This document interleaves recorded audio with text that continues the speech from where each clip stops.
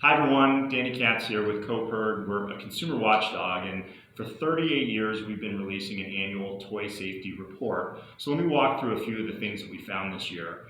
First off, the vast majority of toys are safe. We've made a ton of progress over the last 38 years in protecting our littlest consumers, our kids. But there still are some things for you to look out for as a parent or a guardian, and so I just want to walk through a couple of them.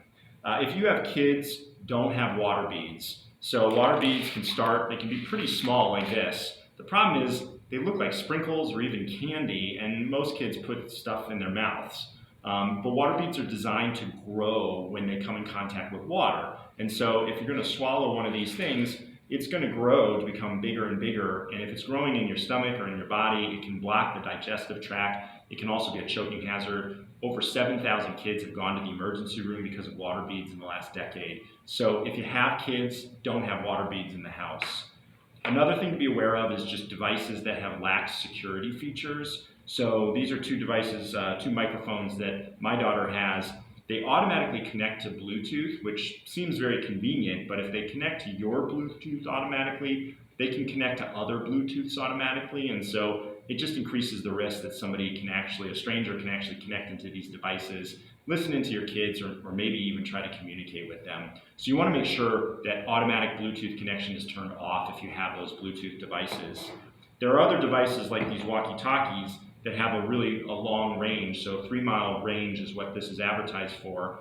But again, you want to make sure they have privacy settings, because if your kids are using them to talk to each other over 3 miles, other people can listen in and again, maybe even try to communicate with them. When I got this home and turned it on, within about a minute I was hearing other voices. So it's just really important that you are aware of the toys your kids have, and if they don't have privacy settings, you shouldn't allow them to use them, because you just don't want other people strangers able to communicate with them.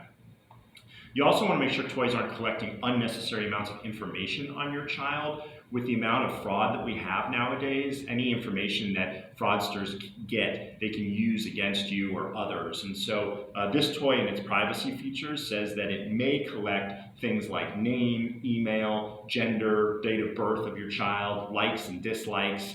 That's just unnecessary information for a toy to be collecting on your kid. So make sure you're going into those privacy settings, and if your kid is under the age of 13, you have a right to cut off the collection of that kind of unnecessary information. So we recommend you err on the side of not having these toys collect that kind of personal identifying information to keep your kids safe and to avoid fraud in the future.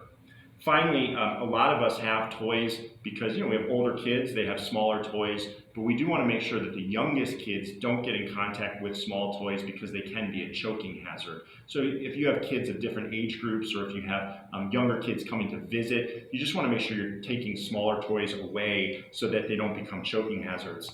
How do you know if it's a small toy? Well, you just take an empty toilet paper roll and you just pass the toy through the empty toilet paper roll. If it goes through that toilet paper roll, it's small enough to be a choking hazard for a young child, age 3 or under. So just keep these kinds of toys away from those youngest kids if they're visiting or if they're in your house. There's other tips that we have about toy safety on our website. You can check it out at copirg.org, and we hope you have a safe and happy holiday season.